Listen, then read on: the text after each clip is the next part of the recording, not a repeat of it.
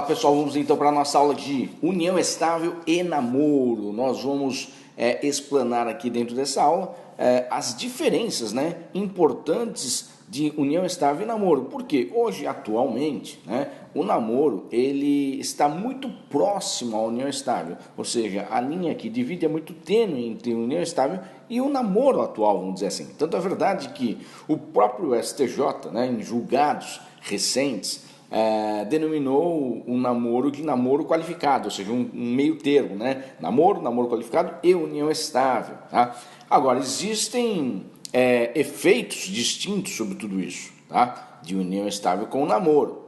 Uma que união estável é considerada família pela Constituição Federal e o Código Civil, e namoro não. Tampouco o namoro tem alguma situação descrita no Código Civil. Tampouco, porque o namoro praticamente não faz efeito algum. Mas por que se criou aí uma ideia de se fazer um contrato de namoro? Para que não ocorresse algumas fraudes para constituir união estável. Porque algumas pessoas namoravam, quando rompia, pediam união estável. Na verdade, não era união estável, era namoro. Então, para salvaguardar aí direitos de pessoas que são honestas, e não ser prejudicadas enquanto inocente, faziam contrato de namoro. Ou faziam, não, fazem, contrato de namoro, tá? Importante tema, bem bacana, tá? Inclusive, eu vou mostrar aqui alguns trechos, do contrato de namoro e também do contrato de união estável, certo? Os dois.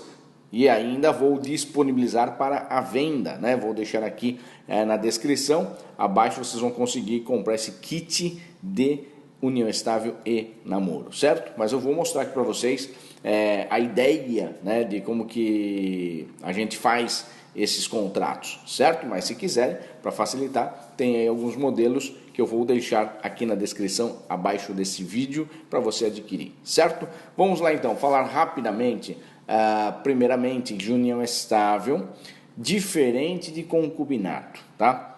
A união estável está no artigo 1723 do Código Civil e o concubinato no artigo 1727 do Código Civil. Por que eu gosto de fazer essa diferença de concubinato e união estável? Porque muitas pessoas ainda confundem concubinato com união estável. E hoje não dá mais para confundir, porque o próprio Código Civil de 2002 diferenciou de forma expressa. Um instituto está no artigo 1723 e outro instituto está no artigo 1727 do Código Civil, certo? Bom, e por que as pessoas confundem bastante? Porque antes da Constituição Federal de 88, não existia chamada união estável, só existia o concubinato. E o que era concubinato? Pessoas que viviam como se casados fossem.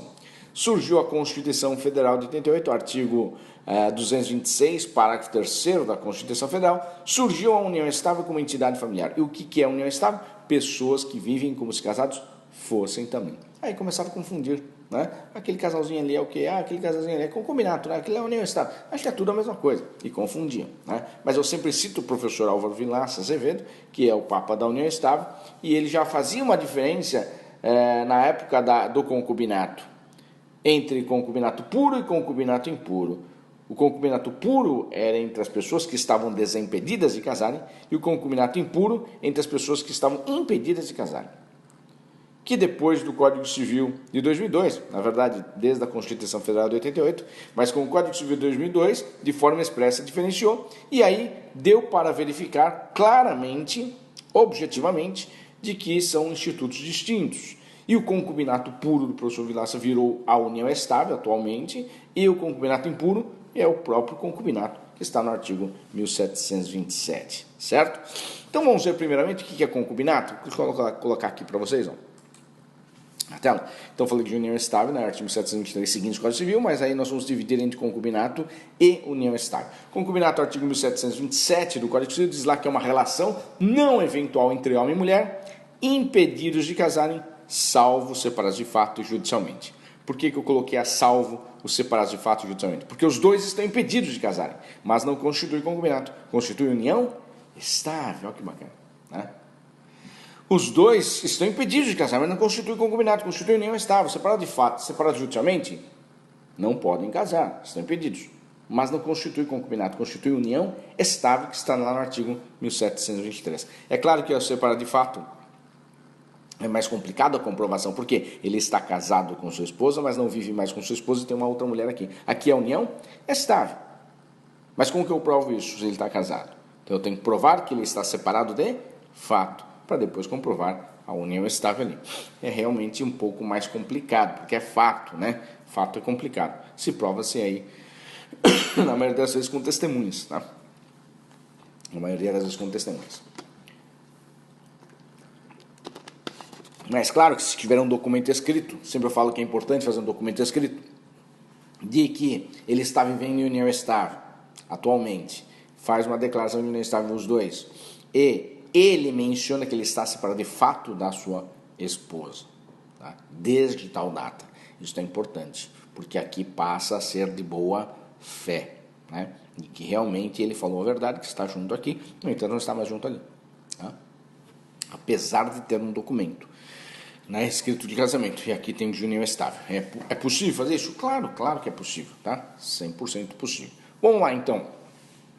Relação não eventual entre homem e mulher, impedidos de casarem, salvo separado de fato judicialmente. Se eu coloquei a salvo separado de fato judicialmente, sobraram quem dos impedidos? Os casados que não estão separados de fato e os parentes que não podem casar. Os casados que não estão separados de fato e os parentes que não podem casar. É claro que o legislador não teve como foco principal os parentes que não podem casar. Como, por exemplo, um pai tem uma relação amorosa com uma filha, uma mãe tem uma relação amorosa com um filho, irmãos têm relação amorosa. Existe? Eu falo, infelizmente existe. Sempre tem um maluco que fica trancafiado com a sua filha de 30 anos no porão e tem filho com a própria filha. Mas isso é uma exceção, graças a Deus. Mas se existir, é concubinato, tá? Agora, qual que foi a regra? O que existe mais?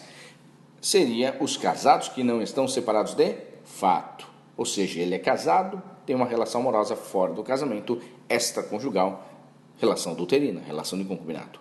Ela é casada, tem uma relação amorosa fora do casamento, extraconjugal, relação adulterina, relação de concubinato.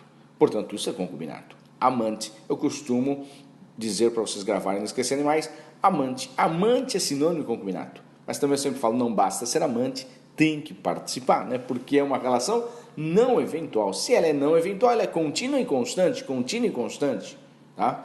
Por isso que eu sempre pego o exemplo do direito do trabalho, né? O direito do trabalho é bem parecido com o direito de família, né? Para que dê vínculo empregatício entre empregado e empregador, é necessário o quê? Bater o cartão toda sexta-feira, concubinato. Bater o cartão todo quinto dia útil, dia que recebe, concubinato. Relação contínua e constante, relação de concubinato, tá? Por isso que eu sempre dou uma dica para vocês. Não avisa mais, né? Surpresa, faz surpresa, senão vai dar concubinato. Agora, para que eu quero entrar com uma ação de concubinato contra uma outra pessoa, se é uma relação extraconjugal, relação de segredo, né? Se eu entrar, vai saber. Muita gente pode saber, tá? Portanto, eu vou entrar por quê? Por causa dos bens. Se tem direito a bens, a pessoa vai até o inferno e faz uma proposta indecente ainda para o advogado. Vamos rachar? Tem direito aí, vamos rachar meio, metade para o advogado? Normalmente é assim, né? Mas, por quê? Porque se não tem direito a bens, não tem aspecto patrimonial, nem cada um fica no seu canto, tá? Agora, se tiver bens, entra com a ação. Então, aqui é o que diferencia da união estável. Aqui diferencia muito da união estável, tá? No concubinato, para que o concubino tenha direito ao patrimônio do outro concubino, tem que ser provado esforço comum. E o que é esforço comum? Esforço comum é tirar dinheiro do bolso, demonstrar que realmente colaborou para comprar aquele apartamento, aquele automóvel. O juiz vai perguntar: a senhora está pleiteando o apartamento daquele senhor? A senhora está pleiteando o automóvel daquele senhor? A senhora prova que realmente colaborou para comprar aquele apartamento, aquele automóvel? A senhora tem recibo de depósito na conta dele? Tem recibo do vendedor? Se tiver nada mais do que justo, devolver com juros e correção monetária. Isto é esforço comum. Eu estou explicando porque senão muita gente fica pensando que é outra coisa. Não, mas eu fiz muito esforço mesmo durante 10 anos. Não é esse esforço. Esforço como é dispêndio de dinheiro. É aquele que realmente você comprova que colaborou para comprar e adquirir aquele bem, tá? Por exemplo, um apartamento custa 500 mil reais e ela comprovou, a amante comprovou que ajudou com 30 mil para comprar um apartamento de 500 mil. Ela tem direito a metade do apartamento? Não. Ela tem direito aos 30 mil reais com juros e correção monetária devolvidos. Então ela não tem direito à meação, ela tem direito ao esforço comum. Ela colaborou com 30 mil, terá direito à devolução dos seus 30 mil com juros e correção monetária. E isso é esforço comum, tá? Agora eu costumo dizer assim, dólar. Dólar não consegue. O que é dólar? Lembra? Dólar. Costumo dizer, homem valioso, né? Homem. Dólar, homem, dólar. Dólar, seja homem ou mulher, não comprova o esforço comum. Por que não comprova o esforço comum? Porque não tem renda, tá? Porque não tem demonstração de comprovação para aquisição do bem, a não ser que a pessoa receba uma herança, uma doação, aí tudo bem, mas comprovante de renda para esforço comum fica difícil. Então, dólar é difícil comprovar esforço comum. Mas pode? Pode, lógico, pode comprovar, mas é difícil, tá? Ah, mas ela fazia muita economia. Eu falei, é amante não faz economia, né? Portanto, não é família. Direito de família é uma coisa, amante é outra. Ou seja, companheiro, companheira, marido, mulher, aí sim seria a justificativa de fez economia. É uma família. Portanto, lá na união estável, união afetiva, aqui, lá na união estável, na união afetiva, lá é o regime da comunhão parcial de bens, onde o esforço comum é presumido na comunhão parcial de bens. Já aqui no concubinato não é presumido o esforço comum, tem que ser comprovado. Isso foi muito bom para garantir aquelas pessoas que estavam fraudando, né, a união estável, ou seja, era amante e na hora que morria o amante entrava com uma ação de pedido de união estável e prejudicava aquele cônjuge ou companheiro inocente, tá? Isso veio para, principalmente, evitar esse tipo de fraude. Foi importante, sim, a diferenciação de forma expressa do Código Civil de 2002 entre concubinato e união estável. Tá? Bom, eu até coloquei aí a emenda 45 de 2004, mas é porque eu ia falar da lei da Maria da Penha, né, por causa da questão, mas não envolve muito esta aula aqui não, tá? A emenda 45 de 2004 é o chamado princípio da razoabilidade. O que é o princípio da razoabilidade? Que entrou, né? A emenda 45 de 2004 ela teve várias alterações na Constituição Federal, mas a principal que eu falo é o princípio da razoabilidade, que alterou o artigo 5º, inserindo o inciso 78. O que é o princípio da razoabilidade? É tudo que você pleiteia, seja ela juridicamente, judicialmente, né, ou administrativamente, terá que ser dada uma resposta no prazo adequado. Tá? Portanto, eu costumo dizer, cabe eliminar concubinato, cabe eliminar em união estável? Sim, tá? Principalmente com a emenda constitucional 45 de 2004, do artigo 5º, inciso 78 da Constituição Federal, tá? Porque é o princípio da razoabilidade, ou seja, precisa ser dado uma resposta num tempo adequado. Estou falando rápido, rapidíssimo, né? Adequado, tá? Mas não pode demorar tanto. Então, uma liminar que você peça não pode demorar uma semana. Acho que tem que ser dada 1 dia, 2 meses. Não é imediato, mas 1 dia. 1 dia, 2 dias. 1 mês, estou ficando doido. 1 dia, 2 dias. Mas uma semana, não.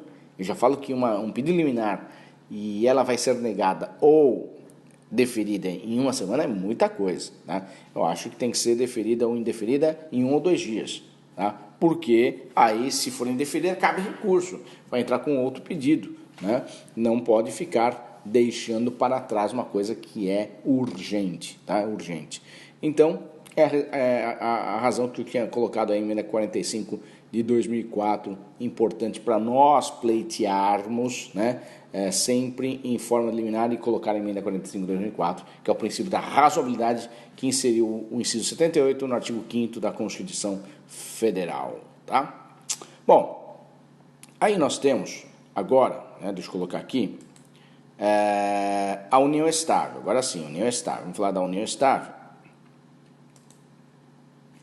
A união estável começou a partir da Constituição Federal de 88, artigo 226, parágrafo 3º, né, como mencionado aí. Depois vieram as leis 8.971/94, depois veio a lei 9.278/96 e atualmente os artigos 1723 e seguintes do Código Civil de 2002. Eu coloquei uma tabelinha aí de lado, mas eu já vou explicar por que eu fiz isso, tá?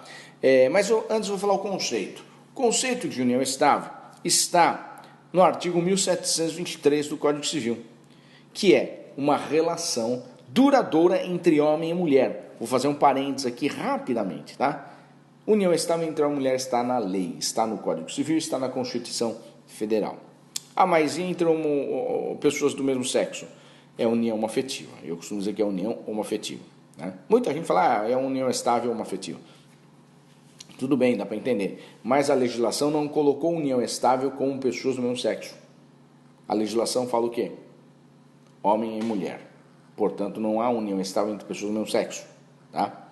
O que existe é união homoafetiva. Isto juridicamente estou falando, tá? Por quê? Quem muda a lei é só o legislativo e não alterou até hoje. Infelizmente, não alterou até hoje, tá? Deveria já ter alterado faz tempo.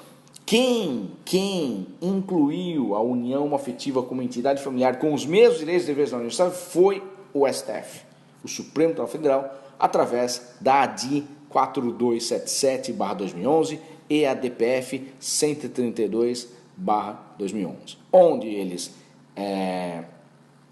conseguiram achar uma saída, né, com relação à legislação que falava que a união estava entre uma mulher, né? A saída foi essa. Na verdade, é o advogado que propôs a ação, né, que acha essa saída, que fez o pedido de forma correta para que o STF pudesse julgar de forma correta, tá? Então, o pedido foi que a união homoafetiva fosse elevada a uma entidade familiar com os mesmos direitos e deveres da união estável. Aí tudo bem, né? O STF não pode alterar a legislação, certo? Ele só supre uma omissão. Ele supre a omissão. A união homoafetiva é uma entidade familiar com os mesmos direitos e deveres da união estável.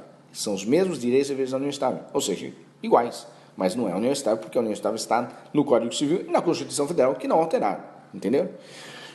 Então, a união afetiva, todos os direitos assegurados, tá?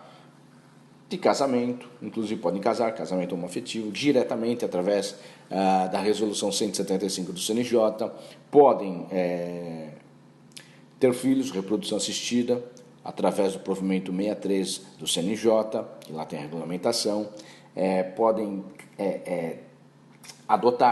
adoção, né? Podem escolher regime de bens, podem pedir alimentos, pleitear alimentos entre ex-cônjuges, né, e ex-companheiros, e também sucessão, direitos sucessórios, certo? Tudo isso, direitos assegurados, igualzinho da união estável, igualzinho da união estável. Então, não há mais diferença de direitos entre a união afetiva e a união estável, tá? Tudo igual, certo? Fechamos o parênteses, então. Voltando ao conceito de união estável. É uma relação duradoura entre homem e mulher, desimpedidos de casarem, incluindo-se os separados de fato e judicialmente. Agora estou incluindo os separados de fato e judicialmente. E o mais importante, com o objetivo de constituir família, com o objetivo de constituição familiar. Na união estável, o instituto é familiar. Na união estável, a instituição é familiar. O objetivo é de constituir família. E no concubinato é o quê? Eu falo safadeza mesmo, né? Sem vergonhice, ou seja, lá não é família, né? Tanto é verdade que não tem esses direitos assegurados ao regime de bens, ao casamento, a alimentos, a sucessão, lá não tem, tá? Na união estável tem, porque aqui é considerado família, certo? Agora vamos analisar o conceito rapidamente. É uma relação duradoura entre homem e mulher, desimpedidos de casarem, incluindo separados de fato e judicialmente com o objetivo de constituir família. Então, desimpedidos, quem são eles? Solteiros, viúvos e divorciados. Eu incluí mais dois, separados de fato e judicialmente. Estas 5 pessoas podem constituir união estável. Essas 5 pessoas podem constituir união estável, certo? Agora, eu falei que é duradouro. Duradouro diz respeito a tempo, diz respeito a prazo. Mas está descrito um prazo máximo ou mínimo aí? Não. Ah, mas professor, eu sempre ouvi que eram 5 anos de convenção no teto. Ah, não, eu já ouvi falar que são 2 anos. Não, eu já ouvi falar que não precisa ter mais tempo. Então, eu coloquei essa tabelinha aí para vocês, ó, tá? Vou explicar rapidamente, ó. Da Constituição Federal de 88, artigo 226, parágrafo 3º, que surgiu a união estável com entidade familiar, até a Lei 8.971/94, a jurisprudência entendia que para reconhecer uma união estável necessitaria 5 anos de convenção no mesmo teto. Ou seja, você teria que provar vivendo 5 anos no mesmo teto com a pessoa, para que se reconhecesse a união estável, certo? Porque somente foi até a Lei 8.971/94? Porque com essa legislação, de forma expressa, o legislador colocou 2 anos no mesmo teto. Ou seja, a jurisprudência falava 5 anos, e aí falou na própria lei, de forma expressa, 2 anos. Não são então mais 5, agora são 2 anos. Mas teria que comprovar 2 anos no mesmo teto novamente. Ridículas essas situações, por quê? Porque se fosse na época dos 5 anos, seria... Você provou 4 anos e 11 meses, não seria então. Nos 2 anos, você comprovou 1 ano e 11 meses, não seria então, que seria 2 anos. Então, absurdo, né? Ridículo o que era feito antigamente, tá? Bom, veio a Lei 9.278/96 e mudou para duradouro, como está descrito no artigo 1723 do Código Civil. Duradouro, ou seja, desde a Lei 9.278/96 passou a ser duradouro e não mais tem prazo. Tá?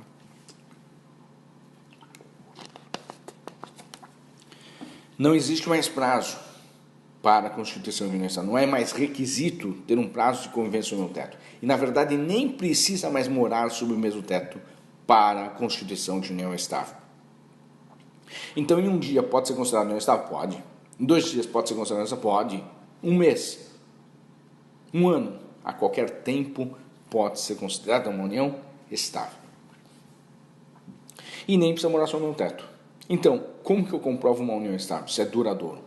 Aí que está. Essa é a dica que eu vou dar para vocês, tá? Essa é a dica, ó.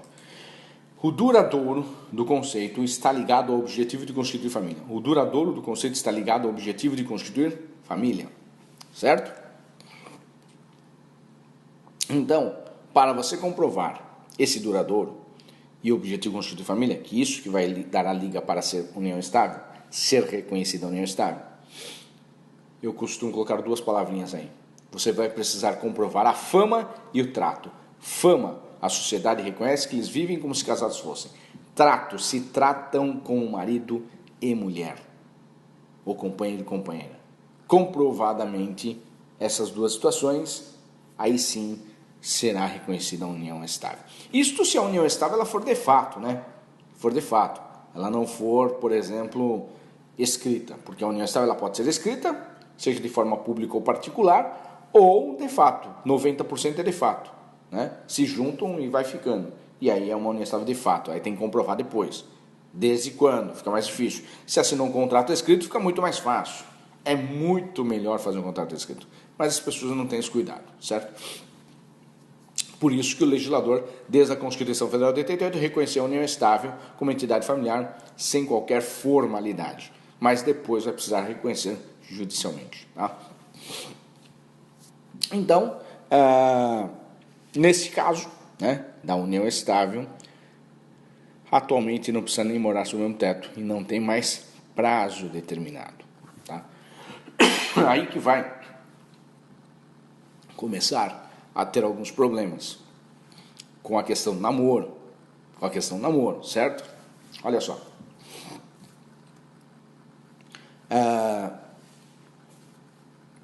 Eu vou dar um exemplo, mas antes disto, deixa eu falar do regime de bens, que aí também é um outro problema para a união estável, com o namoro, a confusão. A união estável é diferente do concubinato, que é família. Portanto, aqui rege-se o regime de bens, que é o da comunhão parcial de bens. Lá no artigo 1725 do Código Civil diz assim: salvo o contrato escrito, o regime será o da comunhão parcial de bens. Salvo o contrato escrito, o regime será o da comunhão parcial de bens. Então, a regra é que o regime é da comunhão parcial de bens. Se você fez um contrato escrito e não estipulou nada, é comunhão parcial de bens. Se você está em união estável de fato, é comunhão parcial de bens. E qual que é a regra do regime da comunhão parcial de bens? Todos os bens adquiridos na constância da união e a título oneroso têm direito ao quê? A meação, mesmo que em nome somente de um ou de outro. Então, se eu comprei alguns bens na constância da união, significa que metade é da minha companheira. Se minha companheira comprou os bens na constância da união, significa que metade é meu. Tá? Mesmo que em nome de cada um, não tem problema. É meação. Aqui, O esforço comum, ele é presumido. Não é igual lá no concubinato, tem que ser comprovado. Aqui é presumido, porque o regime da comunhão parcial de bens, a regra é essa. Tá?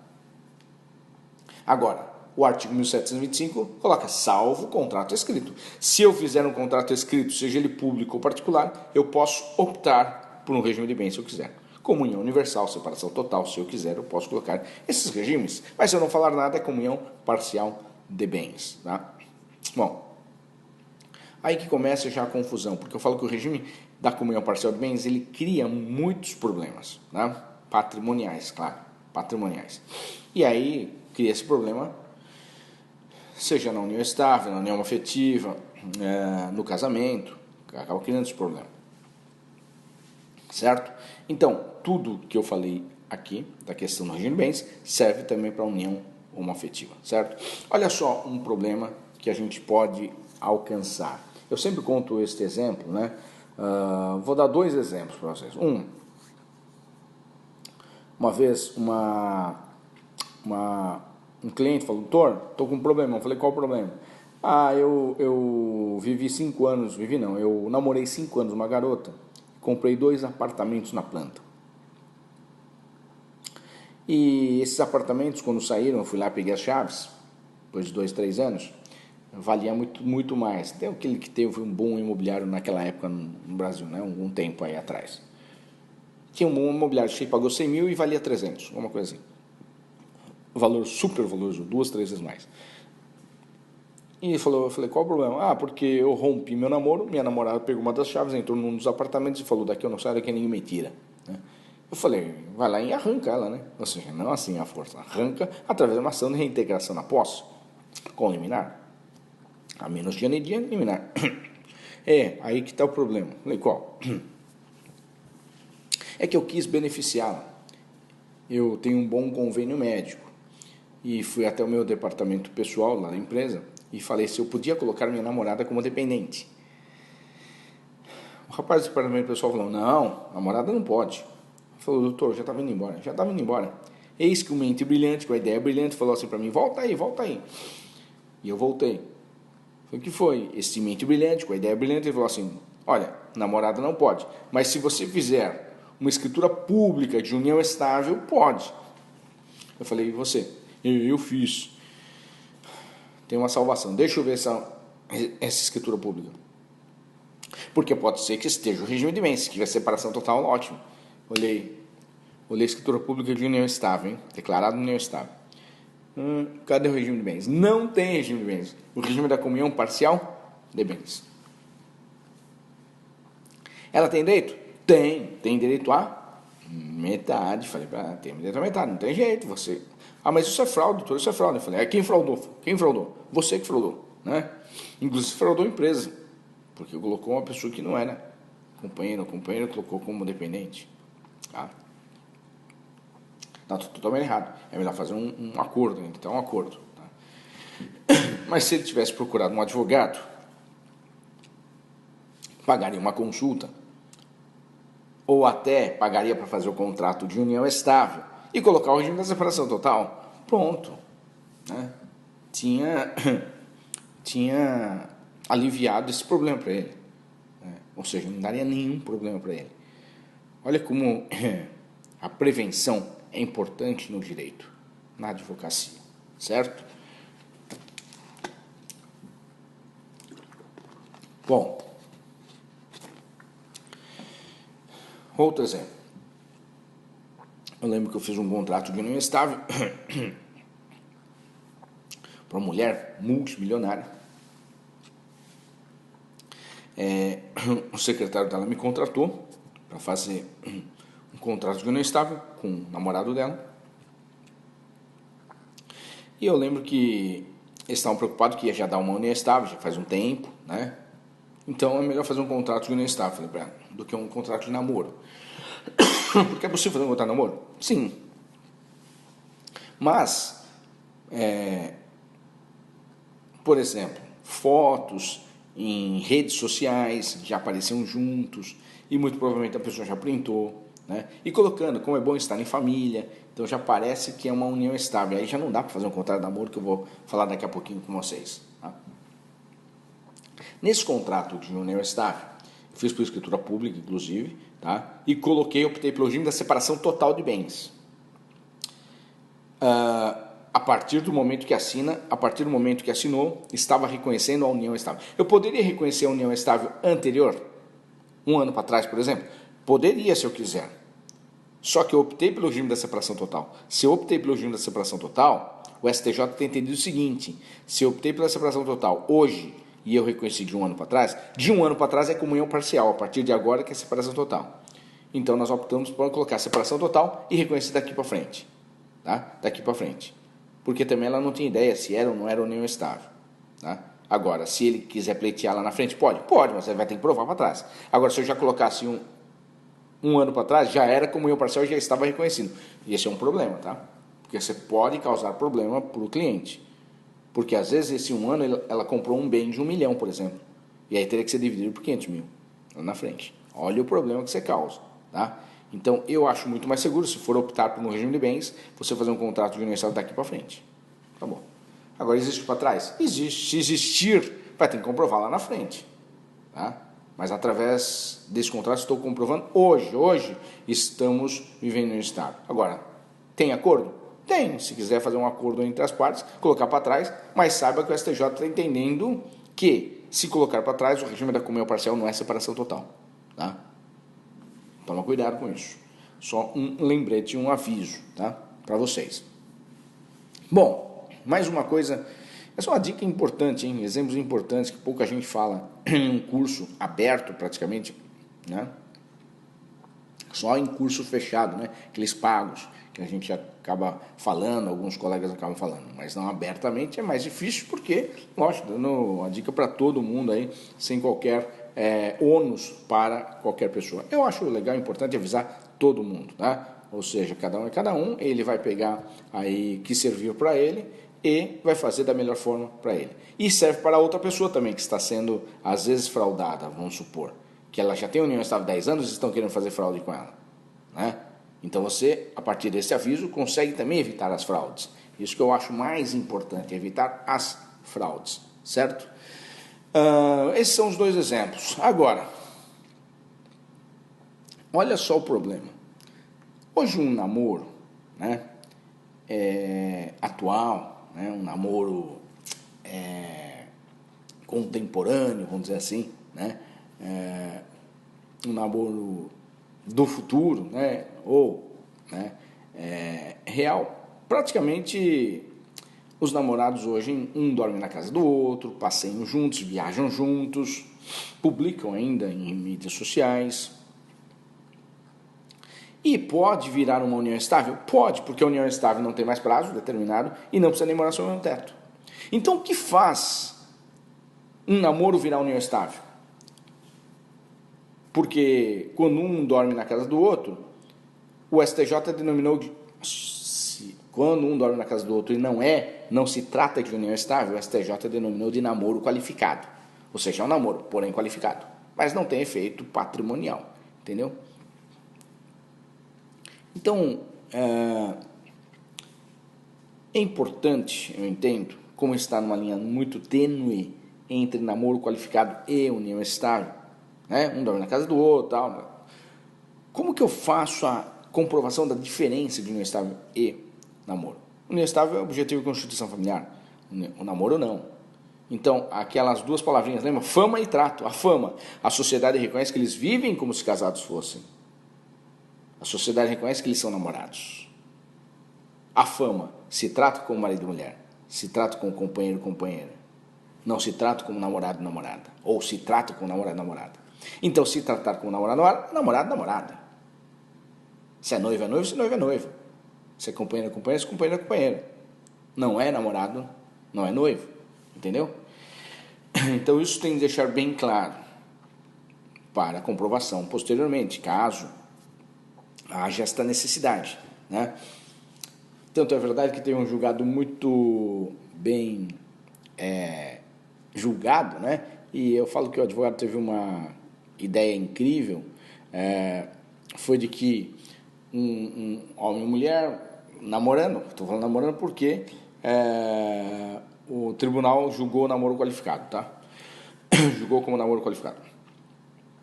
Acho que um dormia na casa do outro, tal. E o advogado romperam o namoro e ela entrou com uma ação de requerimento de união estável, reconhecimento de união estável, para dividir o patrimônio. Porque se reconhecer união estável, todos os bens adquiridos na constância daquela união seria meação, metade. Namorado não tem, tá? Então pediu o reconhecimento. E ele fez acontecer, falando, não era união estável, não era união, é um namoro, no máximo um namoro qualificado. E trouxe uma testemunha que era a empregada dele, que a empregada dele falou, não, ela sempre levava na sua bolsa a escova de dente, ou seja, a escova de dente dela não ficava na casa dele, ela sempre levava e trazia de volta para casa, né? Você ficar na bolsa.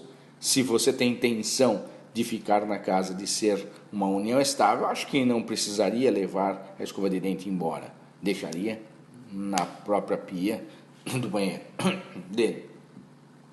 E não era dessa forma. E ficou comprovado que então não era união estável, era um namoro qualificado, que um dormia na casa do outro. Olha só, um detalhezinho, né? Mas é a intenção, demonstra a intenção. Realmente, se fosse uma família, marido e mulher, companheiro e companheira, você acha que não teríamos escova de dente já lá?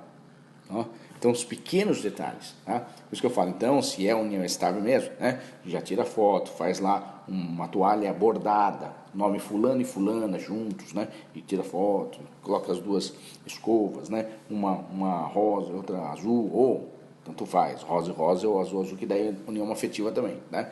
É para comprovação. Comprova, pronto. Fica muito mais simples. Agora, quem está de boa fé e não quer ter problemas futuro, eu falo que é importante fazer um contrato de namoro. Contrato de namoro, tá?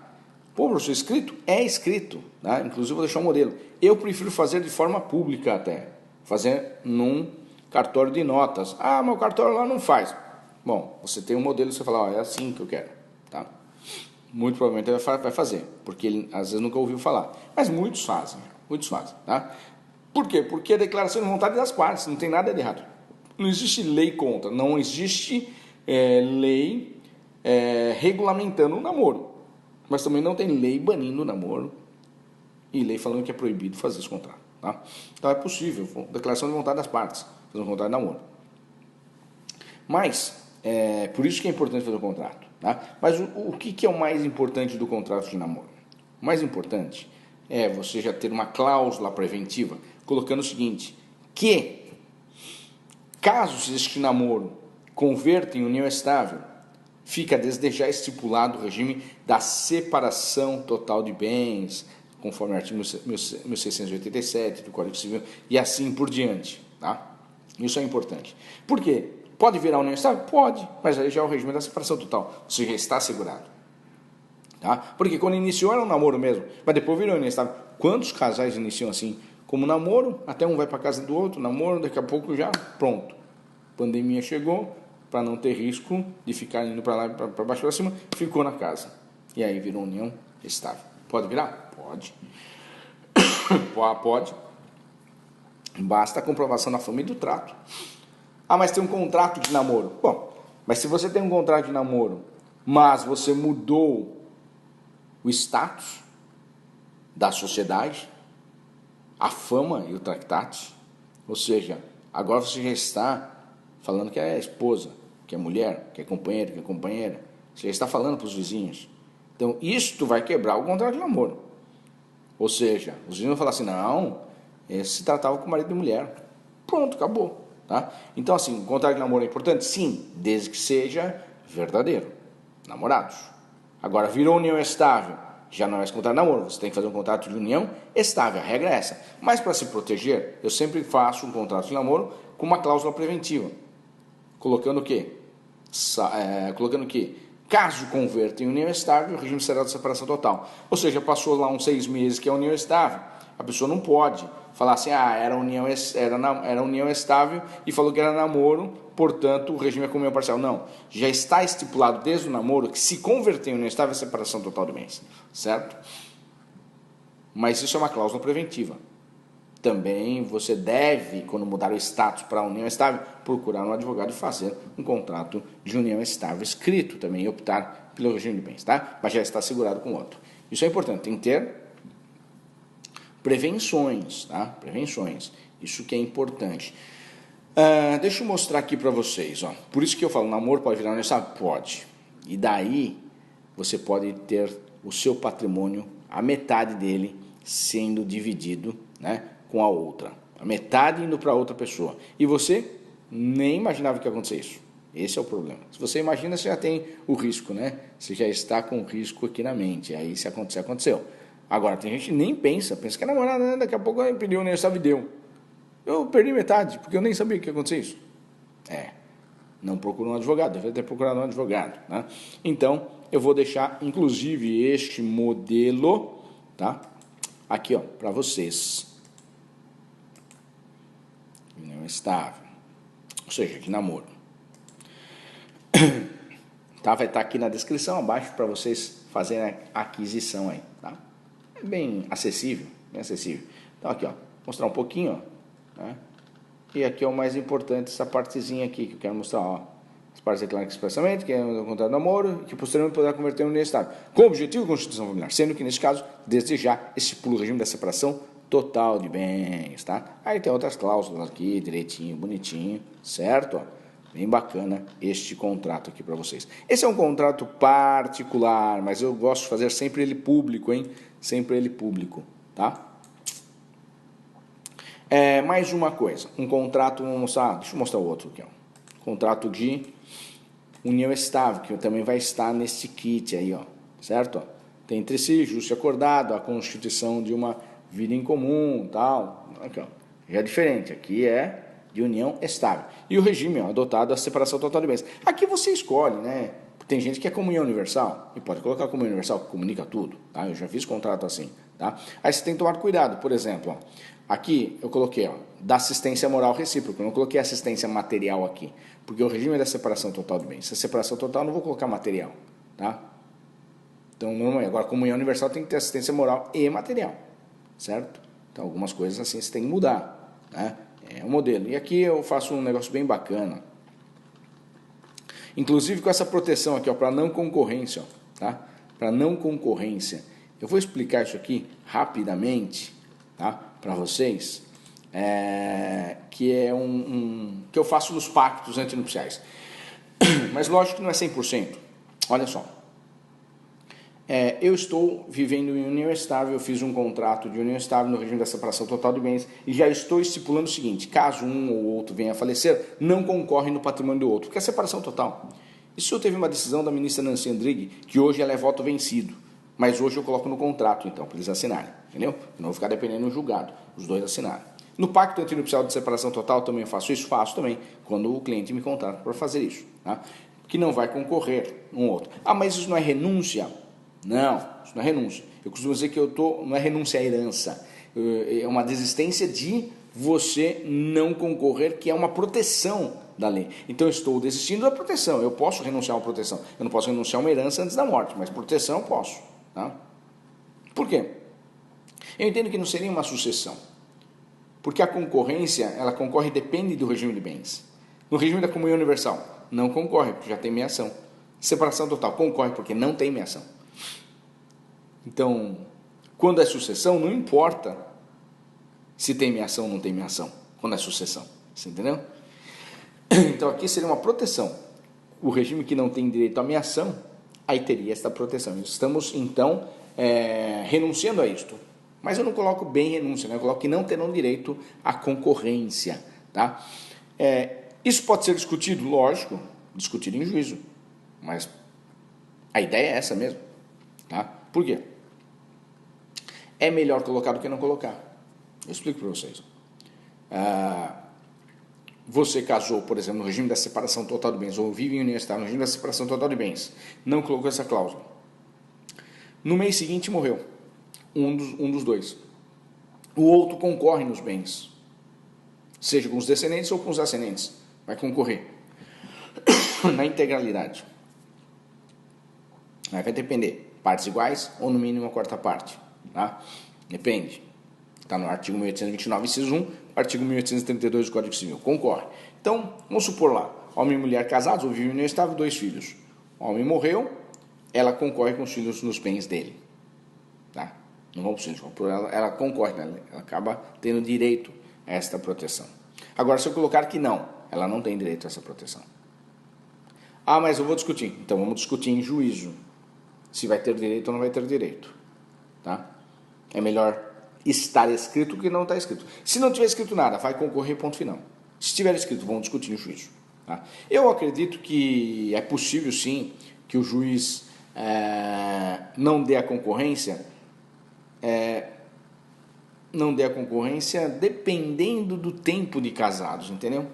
Por isso que eu acho que é até legal você colocar num prazo de 5 anos de casado. No prazo de 5 anos de casado não tem direito à concorrência. Ah, 10 anos. Depois de 5 anos. Pô, de 5 anos tem que concorrer, eu entendo. Olha só. Uma história importante. Eu vou reduzir essa história, tá? Homem e mulher casaram, ela é rica, super rica, casaram em separação total de bens, jovem, e ele não, ela era pobre, ela era rica e ele é pobre, tá? Mulher rica e homem pobre, os dois casaram, não tem filhos, casaram em separação total de bens, porque ela era muito rica, e em um mês de casado, nem um mês deu de casados, sofreu um acidente e ela morreu.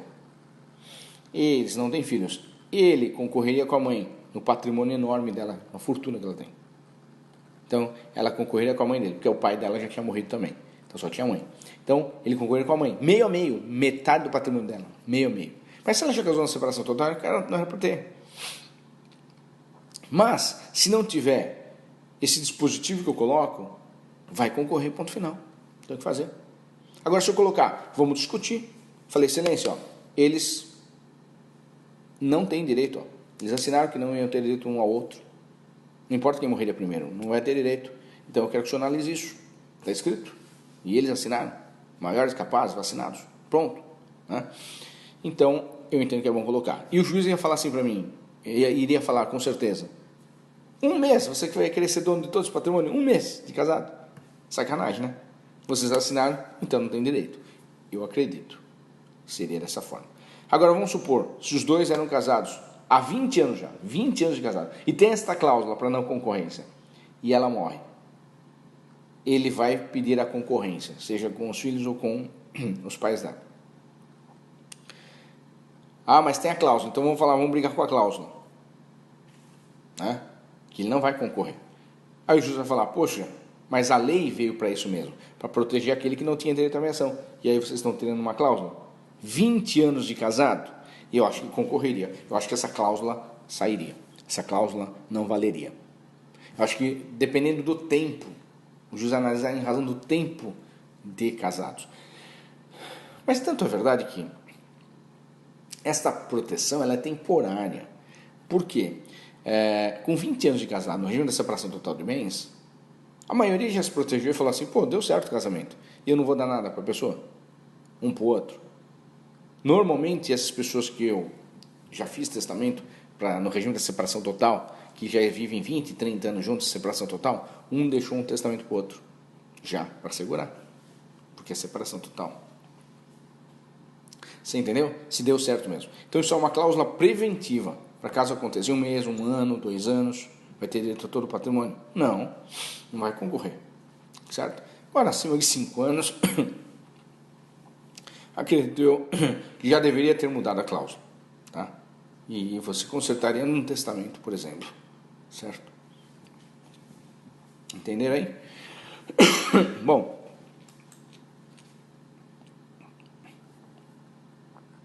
termos de contrato particular de união estável. Eu coloquei aqui, para não concorrência, tá vendo? Essa cláusula aqui, que é importante. Bom, vai estar aí para vocês também, certo?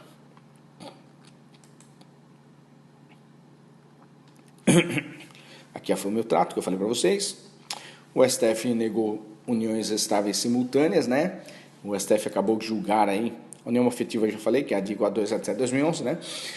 E o STF nega as uniões simultâneas, foi no finalzinho de 2020, tá? Final de 2020, importante, ele negou as uniões paralelas. Ele diz que a primeira união estável que vale, a segunda não vale, tá? Então, se tem uma união estável e tem uma outra união estável aqui, esta segunda não vale, união paralela. A primeira é que vale. Então, um casamento e uma união estável aqui também não vale, a não ser que esse casamento aqui, ele comprove a separação de fato, esteja com outra pessoa aqui. Aí é a união estável. Mas se não comprovar a separação de fato, não dá. Ele é casado, vive com essa mulher e tem uma outra mulher, tá? Família inclusive, porque tem pessoa que consegue ser, sei lá, consegue se virar nos 30, né? É artista, cara. Mas ter duas famílias. Essa segunda família não é união estável, o STF negou no finalzinho de 2020 com o efeito erga omnes, tá? Agora é claro, esta mulher aqui, se ela foi enganada, ele sabia que tinha as duas, mas ela não sabia da outra. Se ela não sabia, entendeu que ela pode pleitear uma união estável putativa. União estável putativa é aquela que é de boa fé. E a de boa fé tem que ter direitos assegurados, principalmente os patrimoniais, certo? Entenderam então? Cadê? Terminamos praticamente então a matéria. Eu prometi também que eu vou deixar aqui um contrato, um modelo de contrato de honorários que você pode fazer com o seu cliente, estipulando inclusive, né, o advogado estipulando inclusive os honorários em razão do contrato de namoro ou de união estável para ser feito. Certo, pessoal? Obrigado mais uma vez e até a próxima, hein? Valeu, um abraço!